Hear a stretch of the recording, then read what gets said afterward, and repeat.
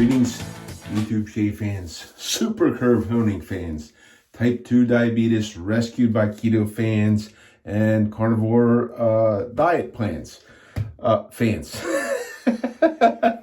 Bill here. Welcome to my channel. If you haven't tuned in before, this is where I entertain myself and make some effort to share information and entertain you on some of the things I like and do. Today I'll be doing a straight razor shave and a talk. Usually my talks I endeavor to encourage people to consider wet shaving of whatever type. Also I'd like to focus on the different techniques, teaching the good techniques of shaving on the different types of tools. Mostly what I've been focused on these days for a while is straight razors, and also I am an advocate for the use of a convex tone, which I call the super curve, and super curve being 2 stones or more of different radius, as opposed to just one singular stone, which is really all you need, really. Okay, is one shaped in an elliptical pattern as defined by the use of the Jared plate. Anyhow, that stuff could all be found on other videos. I was going to do, okay, I'm going to be talking about this shave tool. Okay, this is one of the wretched gold dollars. Okay, I was going to talk about, and I started earlier this week. It's why I got so much fur on my face. I was hoping I could get this done, and I was hoping to be able to make a video of some sort describing what I'm going to call a differential curve honing, okay, which is where you have a curved shape, and depending upon, okay, if this is your curve like this, okay, depending upon how you angle your razor will determine where the curvature in your bevel winds up, okay? And by using 2 stones and keeping it perfectly, the 2 stones being on different axes on the shaping plate that I use, okay, in one direction, okay, the real curvy direction, staying at this 90 degrees to the vertical of the stone on that curvature, okay, that will give you the greatest contact towards the back of the razor. As you angle that, in whatever stroke you do, as you angle that, you move that contact point, you narrow the contact point, and you move that contact point further towards the edge of the razor. And likewise, on a plate that has a very shallow coverage in the longer direction, okay, a stone with a very shallow range, or the 24-foot wheel, with the cross crowning being the deeper curve, the more curve, okay, as you use that stone, okay, at that 90 degrees, you are as close to the edge as you will get, okay. The way to get further out to the edge is you could use tape, or you could use flat stone or whatever, but that gets you as far out towards the edge as you can. And as you angle that on that stone, that moves the contact point. It broadens the contact point, and it moves it back towards the spine of the razor. And some of that is in this honing. Honing on Convex Hones is good. If you want to, it can get really, really advanced, and it can be a little difficult at times, okay? The results that I have gotten from the efforts in trying to understand and to learn this have been exceptional for me, okay? So anyhow, all that to say that all this hours and hours I put in was a complete and total failure and bust, because, okay, and I've shown this before, and this one, you can see it. You can see how far down the contact point is on this side, how far up it is. And if you put a straight edge here between the 2 contact points, you will find that there's a greater curve on this side, and it's higher up, and there's a lesser curve on this side, almost like it was a bigger wheel and it's further down. And this has a lean to it. And what I had found, because I had rehoned this, and I actually even went down and I honed it on flat, and I even took soft arc, and I even did the thing to make sure this was straight across, because when these come, they're not straight across. Okay, I don't know how they hone them. This one looks like, I think, because of the difference in there, it looks like they had one guy grinding the side, he passed it on to the next guy, and the next guy grinding the side, and that guy probably had one leg shorter than the other, and he kind of did a lean, because if you look down this thing, I mean, I've seen more snaky razors than this, okay?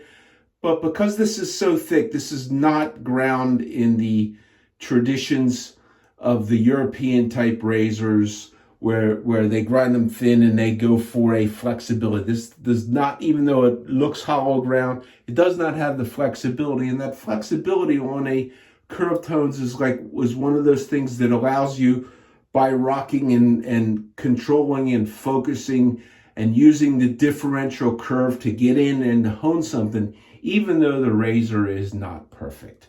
Okay, this one, on the other hand, no matter what I did, okay, it has enough of a curve in here that no matter what I did, whether it was flat or curved, you always seemed to have one side, when you would get really, really close to getting an apex, a nice pinnacle apex, whether it be on the triangular pyramid honing method or whether you were looking for a hollow bevel, no matter what, once you got close enough to the point, it would fall to the one side and then to the other side as you went down the razor, and it's just so poor. So what I did was I finally got this, and if you kept pushing it, what you would do is it would eventually crumble, regardless of what type of method did you use. And I think there were other people. I sent some of these, I got a box of them, and I sent some of these to other people. And I think there's some people I haven't heard back from, but those that I did had pretty much the same experience that I did. So the title of my video is to why do European razor makers hate me or not like me? I don't know. I'll call it something like that. By the way, the soap I'm using the Sterling Badger brush. I'm using fine. This is now unobtainium. It's a fine hard soap. I bought a couple of these right around the time that they were closing up and purging inventory of what was left of this. I wish I'd have known that that this kind of stuff was going to disappear, because it really is a good soap. But it's one of these things, you think some of these things are going to be around forever, and they just aren't. And there were people said that it had something to do, I've heard people say it had something to do with the tallow and vegan versus animal products, and then I heard somebody else said, nah, that really has nothing to do with it. It has more to do with the cost of the fat, and vegetation fats are cheaper than animal fats, and it's an economic thing. I don't know. I don't really care. Okay. So I took this razor and I'm gonna make a shave. Start to make a shave. I got a fly buzzing around. You see this fly around here? Let me see if I can get him. It's probably, this razor is probably dull enough that if I get him, I'll just knock him in the head. Anyhow, what I did, this does not go to my packing peanut test. Every time I got this to where I was starting to get on the packing peanut and I would look at the edge, I started seeing a difference as you go down the edge on different sides. You would kind of see this type of thing happening, and it would change as you went down the razor, regardless of how I honed it. Okay, so uh, um, I decided, let me just get it as close as I can and let me finish it. And let me see what it shaves like. So this is, I'm not expecting any of this because I have another gold dollar out there that I did hone and did get sharper. It does do the packing peanut test, reasonable. And this is, you know, uh, that is, as I expected, a complete failure, okay? Because it, my test, it probably would do a hanging hair test. I don't even know if it would cut paper. Okay, so while I had all the tools out, and I got to the point, I think I did a video where I actually took one of these, okay, and I think this was one of the ones that I put on a belt sander to make this straight across, rather, because these come out with a smile, whereas your hone guide is straight across, which is your hone guided straight. But to put a smile in it to the extent that they put in there, makes very hard honing regardless of how you hone. Okay, it means you got to do a lot of moving around there. So I took some of that out, but I actually did one of these, and I took it and I put it on a belt sander with a stropping belt on it, and I put a little bit of an abrasive paste on the stropping belt, and I laid it right flat on that belt, and I actually shaved with it because that's how I believe they come from the factory. Although at the factory, I don't believe they lay that flat against, I believe they take it in that last little bit, they tip that up, and that's all done. And I have shaved with them direct from the factory. They're rough, but they actually shave better than that. So I don't know what I'm going to do further after that. Okay, so I've been yakking for 10 minutes. Okay, so I also retouched up the Dovo. I don't even think there's a number on this. This is the, I don't know, what do they call this? I don't remember what they call it. But this is a newer 5/8 blank form where it's shoulderless. It's similar to the blank form of the original Burger Low, okay? And this is a unique blank form, as far as I know, to Dovo, okay? But after shaving a couple of weeks ago with my 7/8 Ti, I thought, okay, this could be better, okay? So I went and I retouched it.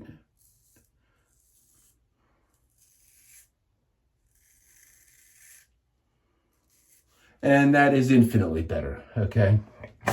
So what you have there is you have an entry level, and I have another one from France, okay? Both of these are shave pieces that are in the $140 range you can get, and both of them can be made to shave very, very well.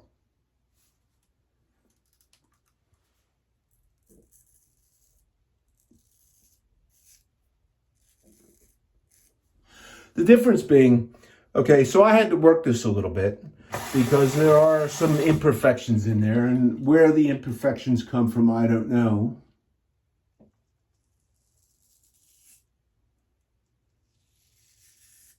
I heard from somebody who ought to know, okay, that a lot of the imperfections in Dovos and some of what they call the Dovo frown is a result that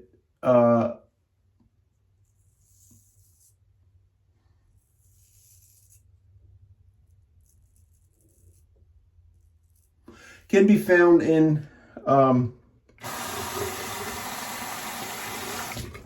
where they forge these and that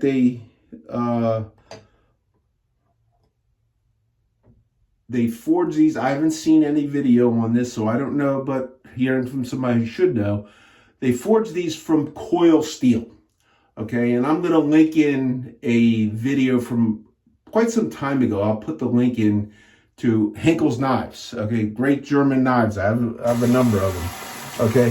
Where their forged knives come in as coil steel, and where the forge They only forge on the bolster area. That's all they do, okay, off of coil steel. And you'll be able to look through this and see how they're doing that. And, oh, so this other razor is comparative price-wise, okay? This is a 6/8 Ti. Both of these razors are comparable in price. You can get these. These are good starter razors from Europe. And why do the Europeans hate me? We'll get to that.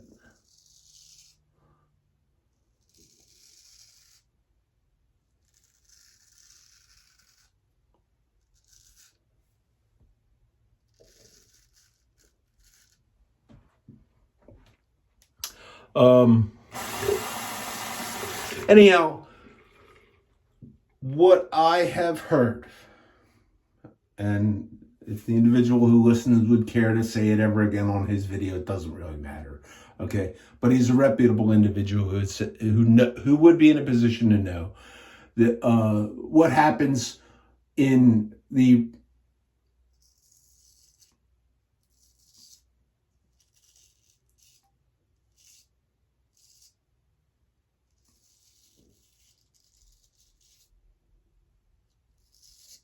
composition and manufacture of a straight razor.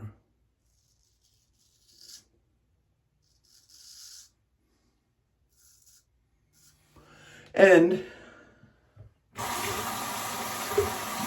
what he said was, and it does make sense, that the blanks aren't come from some, which I have seen where there was like a rod that was put into was heated and put into a drop forge, okay, and pulled out and moved, and sometimes done, but it may be done off of a coil steel where it comes along in a process a lot like the blanks that are forged for knives with Henkels, because it does come from, I believe there's only one metal forge in Solingen, and that's the same one.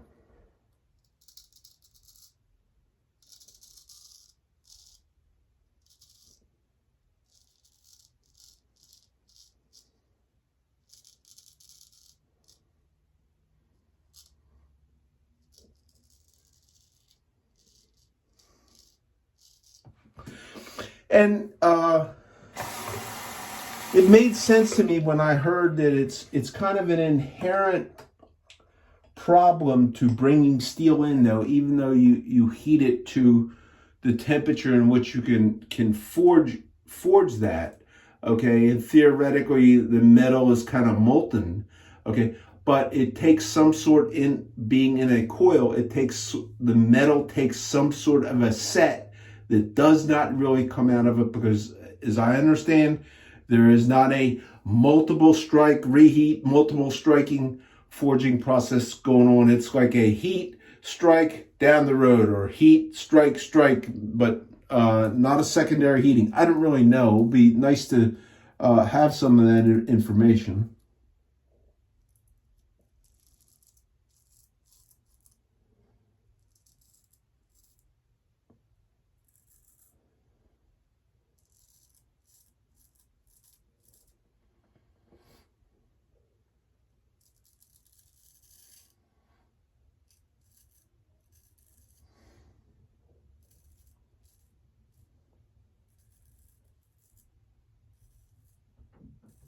So that's, I believe, some of the cause on, and I'm told that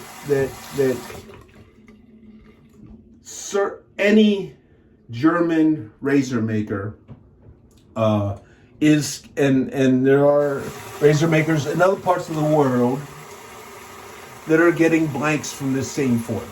Okay, the forge that Thiers-Essard uses, okay, may very well, Thiers-Essard may very well have an exclusive for the razor products that come out of there, maybe even for their knives, I don't know, because Thiers-Essard is one of the Sabatier knife manufacturers. There's a couple that are licensed to use that brand. I don't know how many of them still exist, but they are French cutlery that has a fine reputation.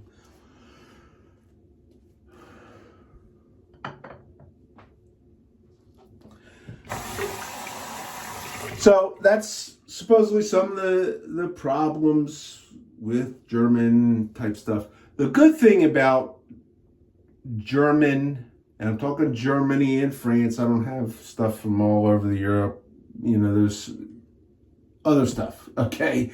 But these are a couple, and if you keep shaking, it's because I got to keep pushing you back up on the mirror so that you don't fall in the sink. Okay, so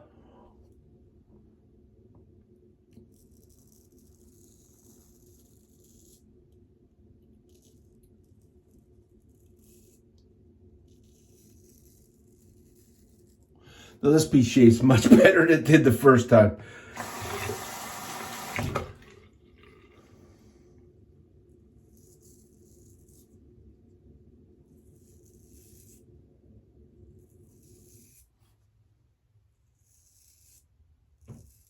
I knew it when I rehoned this. I knew it when I nailed it on this one. And I actually did something a little bit different. My final stone is a Suhiro 20K, and I actually decided this time to put that stone on my sink bridge and continually run, because that stone is kind of prone to load up a little bit.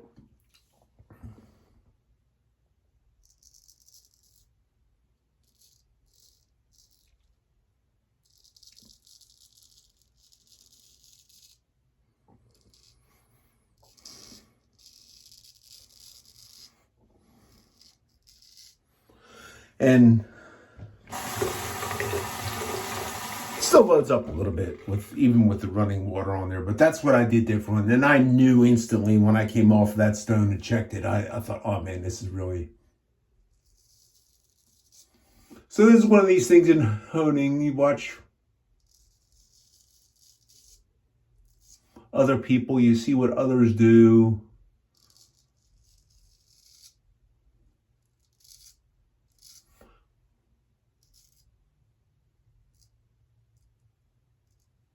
You listen to their reasoning for their techniques. And if you find something that you think can work for you, you do what I do. You shamelessly steal it.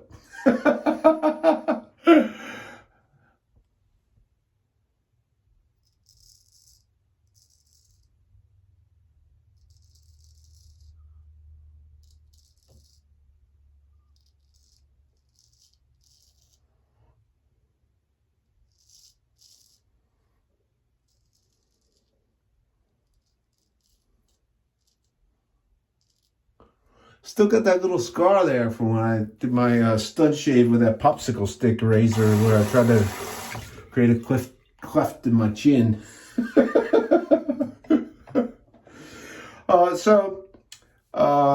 was I on the razors?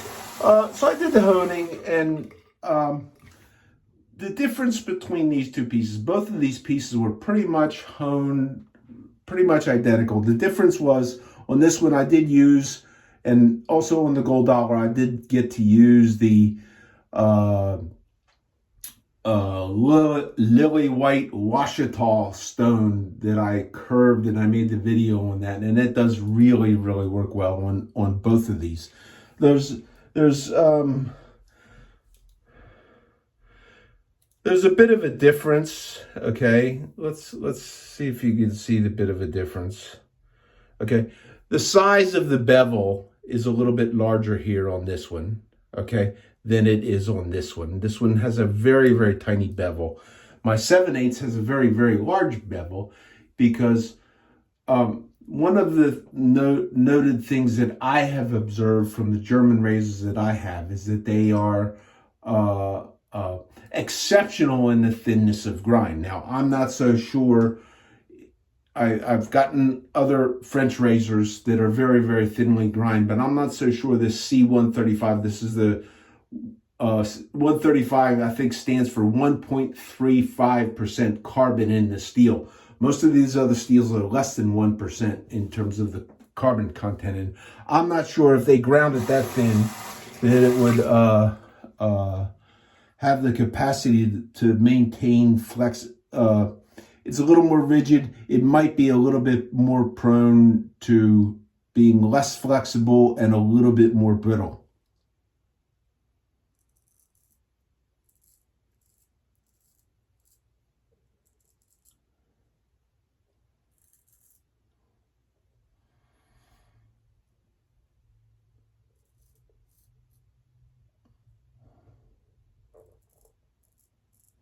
And I have thinned the bevels enough to where they can have a tendency to chip a little bit, even with the TR's hard.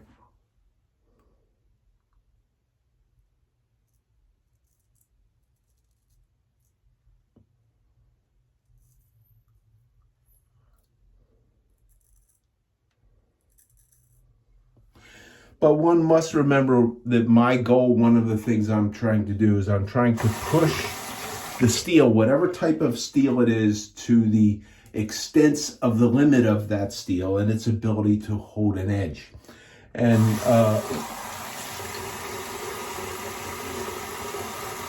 some of my thoughts on that, I may have mentioned it, Bob Kramer before. I'm a big fan of Bob Kramer and,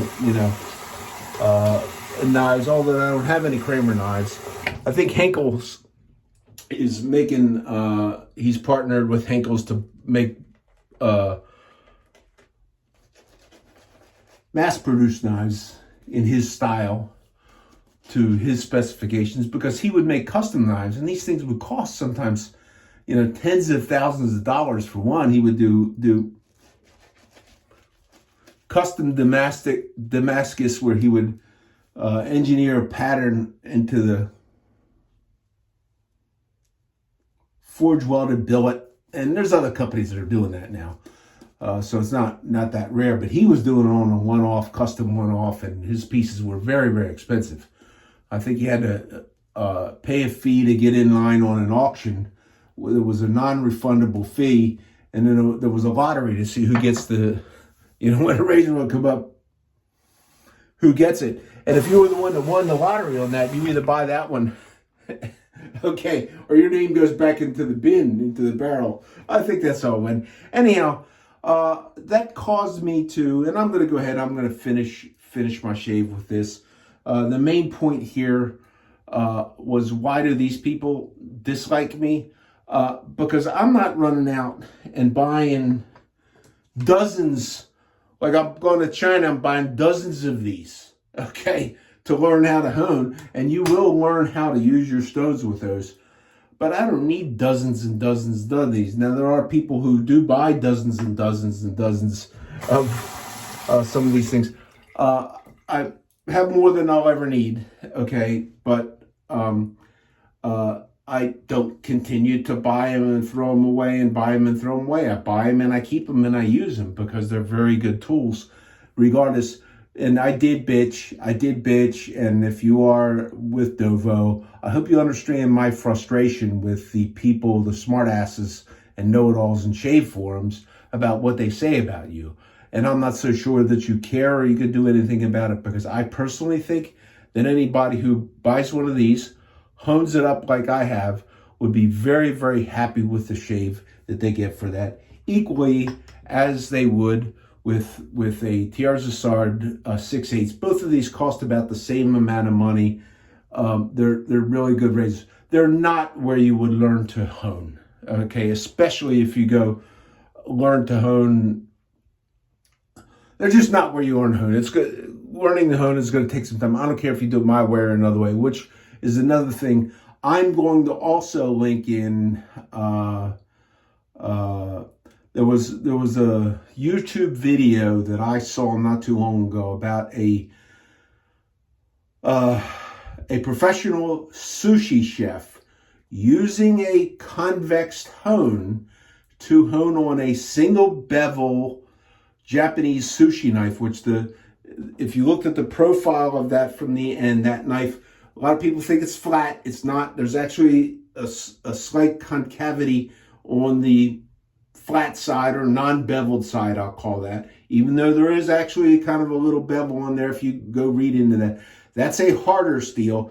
The part that comes in from the other side is forge welded a softer steel together. When it comes down so far and about somewhere around midway on the singular bevel is where the transition of the steel takes place. The steel transition is not in the edge area on that type of knife. But he says that the proper way to hone that is in sections, similar to what you do if you use a convex hone like I do. You don't put this whole thing on the stone and hone this whole thing all at once. You are focusing on sections of this as you go along. And he shows how he does that. And what he is doing is he is hollowing out the bevel, the single bevel of a Japanese knife where he has convexed. He actually convexed the ends of the hones. He's got another video where he shows some work doing that. But I'll put a link into one of his videos. It would be an interesting thing for you to look at if you have some sort of an interest in that sort of thing.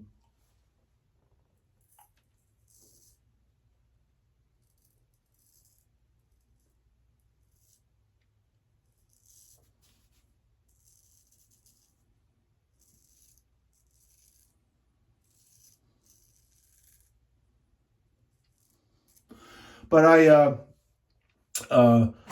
also, while I was zooming around on YouTube, and I'm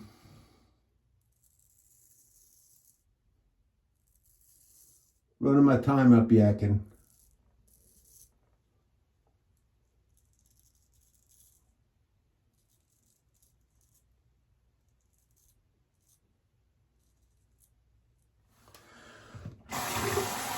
I'm going to put a link into Jared Connerty's from the Superior Shave, his instructional video on the use of convex hones. I think it was a couple part, but this first part is really, really, really good, where he goes through this, and he gets it all down in about 20 minutes.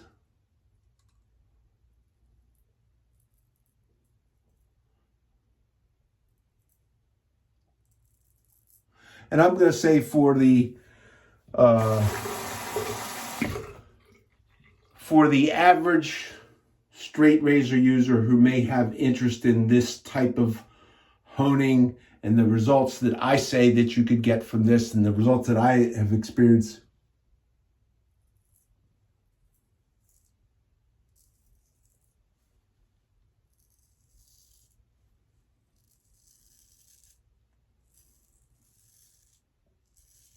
he is a very, very informative source, maybe the best, certainly the most knowledgeable, and maybe the best able to give a description because of what he does best in looking and seeing things and being able to write and describe things.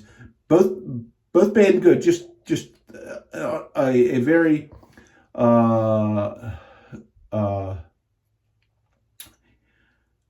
full picture of things as he describes them. He's able to put it into words very well.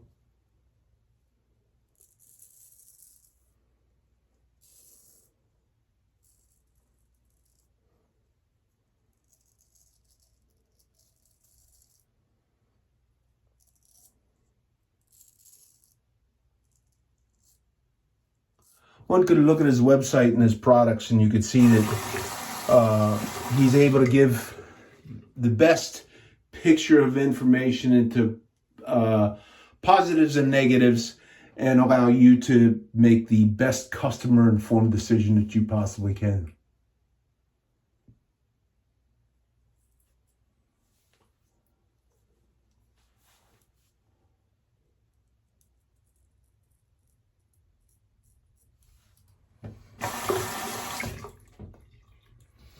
So I'll link that video in for anybody because I went back and I reviewed that recently because of what the work I was doing here to see if there's something else I could do to make that China Wonder work.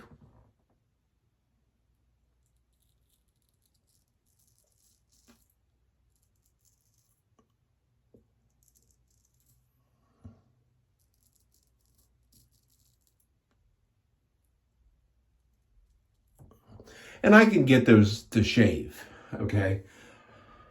Some better than others, but I can get them to shave. I've done it numerous times, and there are people that have made money selling these things that say, I hone them up and I do them in 6 minutes, and I've shaved 100 times with them, and it's like, okay, yeah, sure, man, sure.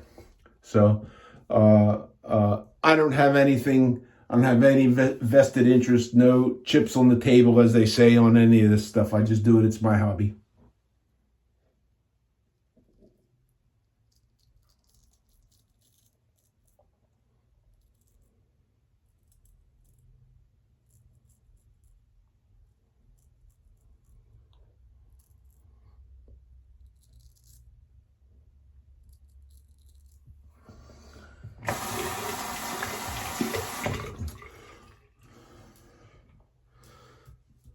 So I think I don't script this stuff. I try to think about what I want to say as I head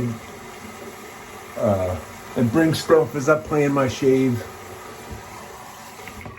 I try to think about, I did use the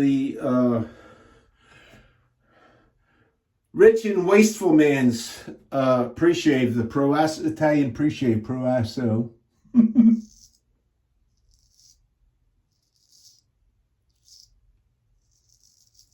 Nothing wrong with taking a little bit of bloom water or a little bit of soap as you're lathering, and nothing wrong with that. It's just that I really do like the Proasso cream pre-shave. I do wipe that stuff when it does cost some money. I don't use a whole lot. A jar, I've got like a jar will last you a year or something.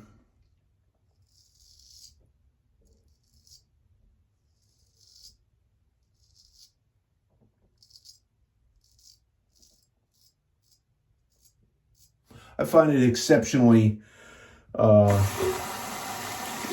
good when I am shaving and I haven't just gotten right out of the shower. I found that gives me an exceptional performance.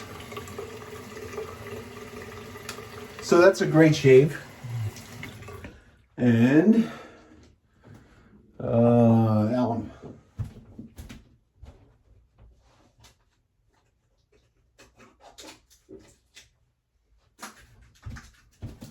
I'm supposed to bring all this stuff in. So I hope it is Mother's Day coming up tomorrow. Today is Saturday, May the 17th. Tomorrow's Mother's Day. If your mom is still with you, I hope you enjoy her company and treat her well. In the event that you're of my age and your parents have moved on, those that are the mother of your children, maybe, or whatever, make sure that they're treated well. Do your part, help out, and honor them for their role without the water running.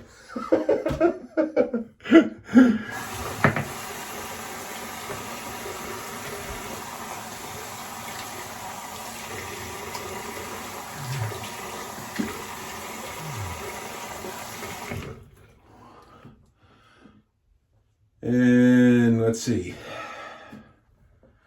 In honor of the Proasso, the Rich and Wasteful Man's pre-shave, I'm also going to use the Proasso liquid lotion aftershave. I don't know what this smells like. It's kind of a barbershop smell.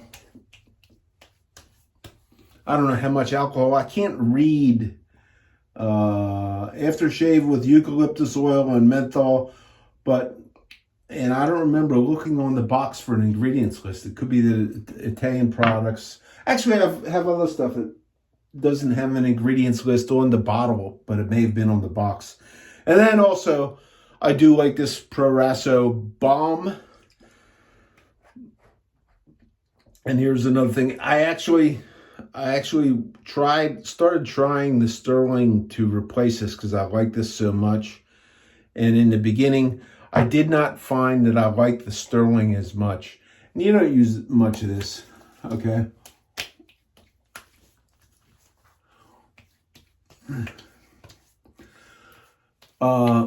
The sterling has a little bit more of the oils and stuff in there than this does. And I do like the sterling every bit as much, but I still have a bunch of this and I use this around as I can.